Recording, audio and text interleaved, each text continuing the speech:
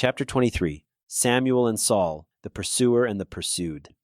Welcome to all listeners, and thank you for joining another episode in our series dedicated to the great heroes chronicled in the book of Samuel. Before proceeding, it's important to reiterate that unlike most biblical stories that describe the emotional world of their protagonists in a restrained and concise manner, the book of Samuel takes the opposite approach. The author of the book illuminates with full sharpness and integrity the darkest corners of the heroes' souls. He highlights their internal struggles, fears, desires, and anger that drove their actions. This episode shows how Samuel, the young and pleasant boy who grew up in the small temple in Shiloh, became in his later years a religious zealot, fanatic, angry, and vengeful. The author of the book described how behind Saul's tall stature resided a frightened soul lacking self-confidence. Even though the author never studied in any university's psychology department, he left behind a powerful and sublime literary and psychological drama that intensifies from chapter to chapter until reaching its tragic and inevitable end. Now let's take one step backward and put the story in its historical context around 1050 BCE. In the previous episode, we discussed the Philistines who had arrived from the Aegean region and whose struggle forms the background of all stories in the book of Samuel. The Philistines were fewer in number than the Israelites, but were unified and appointed military commanders, who in English are called the Lords of the Philistines. These commanders' role was to pass down to future generations the warfare traditions they had acquired in their lands of origin. From the book of Samuel, we learn that during wartime, Philistine commanders would attack Israeli settlements together, aiming to take over their homes and land. Thanks to their cooperation, military knowledge, and use of iron weapons, they defeated the Israelites time and time again. Unlike the Philistines, Israelite society was divided into tribes. Each tribe was led by the elders who were civilians, not warriors. The book of Judges reveals that even during wartime, tribes rarely cooperated, and a tribe under attack seldom received assistance from the neighboring tribes. The elders understood that the division characterizing tribal society worked against everyone's interests. They realized that to cope with the Philistines and future enemies, they needed to unite and appoint a warrior king, as was customary throughout the ancient world. So, one day they came to Samuel's house, who was the religious leader of the tribes, and said, "You are old, and your sons do not follow your ways. Now appoint a king to lead us, such as all the other nations have." Samuel's response to the elders' request reveals the change in his personality. He interpreted the elders' request as undermining his religious authority and his right to establish a priestly dynasty bearing his name. Since he couldn't justify his two sons' behavior, he expressed his opposition to the elders' request on theological grounds. He argued that God was Israel's exclusive king, and therefore the demand for a human king was a crime against God. But the elders insisted and said to him, "No," they said, "we want a king over us. Then we will be like all the other nations, with a king to lead us and to go out before us and fight our battles." Despite Samuel's opposition, God instructed him to comply with the elders' request. So, against his will, he was forced to choose a king for Israel. In revenge against the elders who refused to allow his sons to succeed in his position, Samuel chose an inexperienced and anxious young man to be the first king of Israel, a king he could terrorize until his soul collapsed and broke. Now let's open chapter 9 and meet Saul, son of Kish.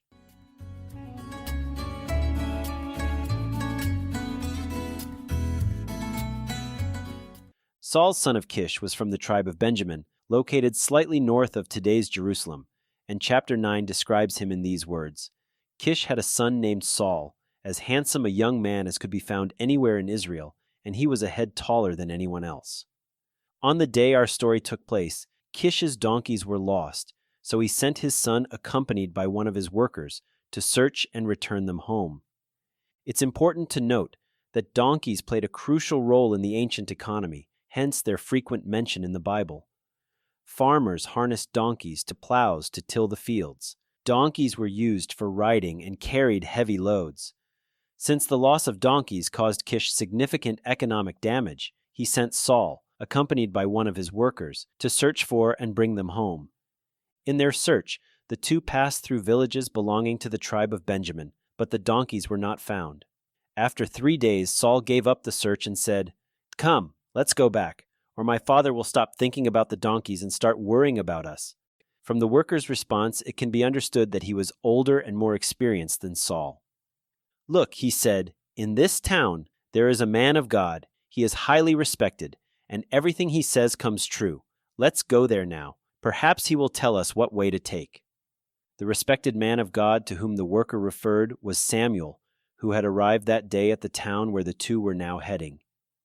As they approached the town, they met several girls who had gone to draw water, and so the girls told them, "Hurry now, he," meaning Samuel, "just came to our town today, for the people have a sacrifice at the high place. He must bless the sacrifice. Afterward, those who are invited will eat. Go up now. You should find him about this time." The girls' words match what we said in previous episodes. As we recall, Samuel grew up in the religious sanctuary that stood in Shiloh, where Israelites came to perform religious ceremonies. After the Philistines destroyed Shiloh, the Israelites had no religious sanctuary to visit, so Samuel became a wandering priest in the sense that he traveled between the Israelite settlements to perform worship services in honor of God, hence his arrival at the town where Saul and his companion were heading. Now the story splits in two. On one hand, it involves God, so everything told in it reflects God's will.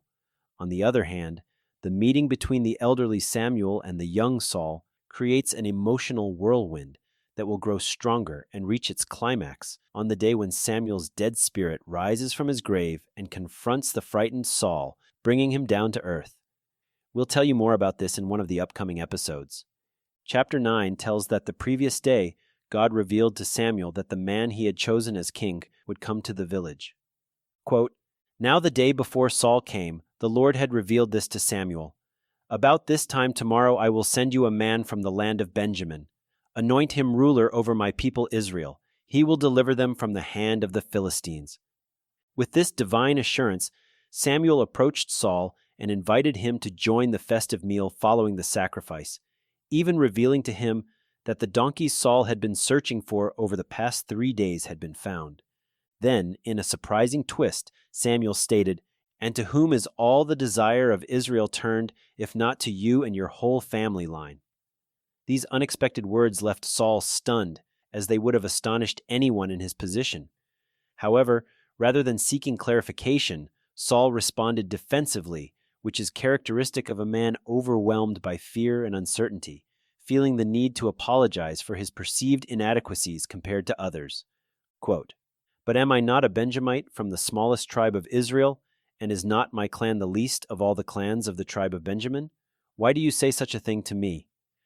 The experienced leader immediately identified that the young man's character contrasted with his height, and from there, things quickly deteriorated. That night, Saul and the worker stayed overnight in the village they had reached. The next morning, at dawn, Samuel woke him and ordered him to go up to the roof. Quote, "They rose about daybreak, and Samuel called to Saul on the roof, 'Get ready, and I will send you on your way.'" Any reasonable person would have asked for an explanation for such a strange request, but Saul immediately obeyed as commanded. After the two descended from the roof, they walked to the edge of the town, where Samuel instructed Saul to send away the worker and leave them alone. Suddenly, without any prior warning for what was about to happen, Samuel smeared olive oil on Saul's head. This act was meant to symbolize his abrupt transformation into a king. Let's open chapter 10 and read what's written. "Then Samuel took a flask of olive oil and poured it on Saul's head and kissed him, saying, 'Has not the Lord anointed you ruler over his inheritance?'" From a theological perspective, Samuel appointed the man whom God had chosen to be king. However, from an earthly and psychological perspective, this unexpected anointing shook Saul, who was caught off guard. In the ancient world, as in our own, a king's coronation was a public and celebratory event, not a secret ambush. Moreover, Saul grew up in a tribal, traditional society, lacking any familiarity with the concept of monarchy and the demands that came with it. To calm the stunned Saul, Samuel gave him signs proving that he acted in God's name and that this wasn't a cruel prank. The signs were various events expected to occur on his way back to his father's house. Finally, Samuel parted from Saul and said to him, "You must wait 7 days until I come to you and tell you what you are to do." Chapter 10 teaches that on Saul's way back to his father's house, all the signs Samuel had given were fulfilled in order, additional evidence of God's involvement in his selection. However, the signs didn't convince Saul, and evidence of this is the conversation that took place between him and his uncle. Now Saul's uncle asked him and his servant, "Where have you been?" To which Saul replied, "Looking for the donkeys," he said. "But when we saw they were not to be found, we went to Samuel." And now the uncle asked, "Tell me what Samuel said to you?" And Saul answered, "He assured us that the donkeys had been found." But he did not tell his uncle what Samuel had said about the kingship. Saul didn't reveal to anyone what had happened to him the day before, either because he feared no one would believe him, or because it was a repression mechanism meant to cope with a traumatic experience. But denial or repression didn't help, because the worst was still waiting for him.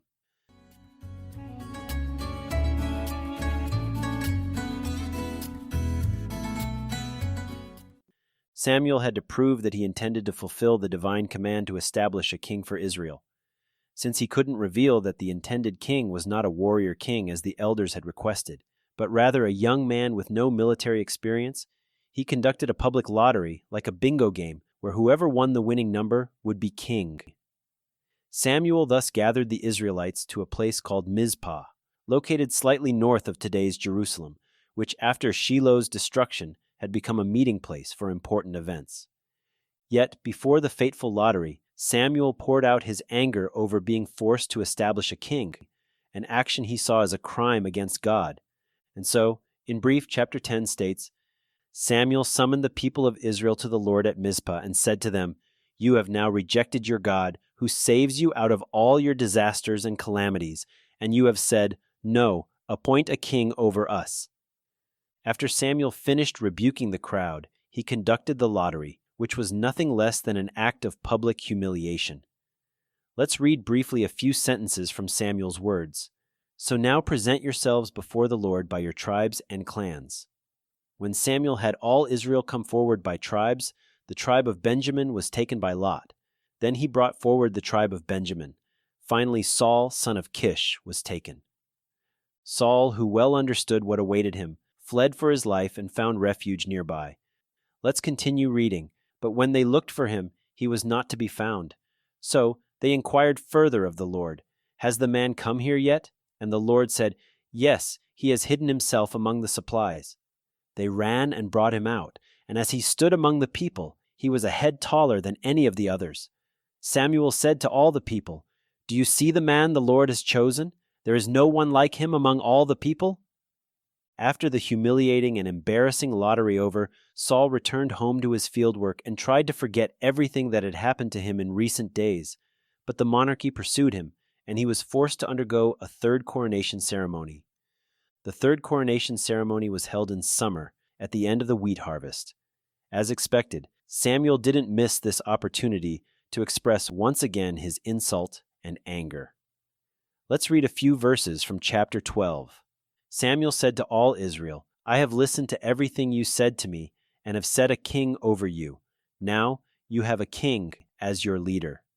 After these opening words, Samuel gave another long speech in which he proved to the Israelites how ungrateful they were to God, who had always saved them from all their enemies. And now we come to the event of the ceremony's peak, and so Samuel said, "Now then, stand still and see this great thing the Lord is about to do before your eyes. Is it not the wheat harvest now? I will call on the Lord to send thunder and rain, and you will realize what an evil thing you did in the eyes of the Lord when you asked for a king." Then Samuel called on the Lord, and that same day the Lord sent thunder and rain. So all the people stood in awe of the Lord and of Samuel. What Samuel did was an act of collective punishment. Throughout the year, farmers toil in the fields to reach the day when they harvest the ripened wheat, from which they will make bread, which was the basic food of people living in ancient society. Samuel, who asked God to send torrential rain, asked him to destroy the freshly harvested wheat, since wheat that absorbs water rots and grows moldy. This act took place in the third coronation, joined the way he secretly crowned the stunned Saul, and the way he conducted a lottery where whoever won the winning ticket became king. The shocking act achieved its goal. The stunned people who saw how all their labor went down the drain said to Samuel, "Pray to the Lord your God for your servants, so that we will not die. For we have added to all our other sins the evil of asking for a king." Samuel sought to calm the people and said to them, "Do not be afraid. You have done all this evil, yet do not turn away from the Lord, but serve the Lord with all your heart. As for me, far be it from me that I should sin against the Lord by failing to pray for you, and I will teach you the way that is good and right." Samuel never fulfilled his promise. He abandoned the people and ceased to pray for them, and all stories related to him teach that the anger that accumulated in him grew stronger, and instead of assisting the young king with his experience, he took revenge for his insult by repeatedly causing the young king to fail.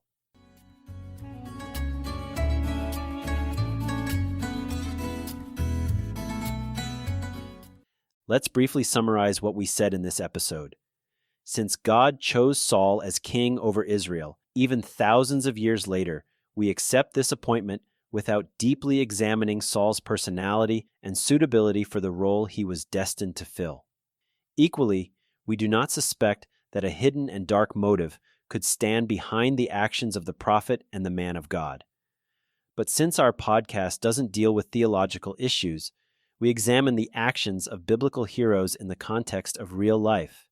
We, and so would any other person, would expect Samuel to choose as king an experienced and authoritative person with military experience. We would expect that the coronation of the first king would be one festive and respectable event and not three embarrassing and unprecedented events. We would expect Samuel to assist the new king in his first steps, not to fail it time after time.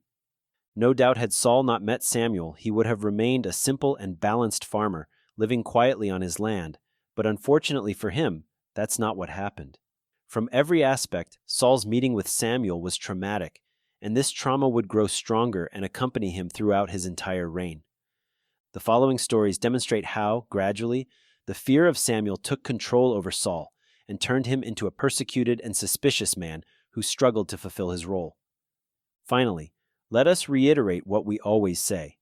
The author of the book of Samuel did not deal with exemplary figures, but with real people.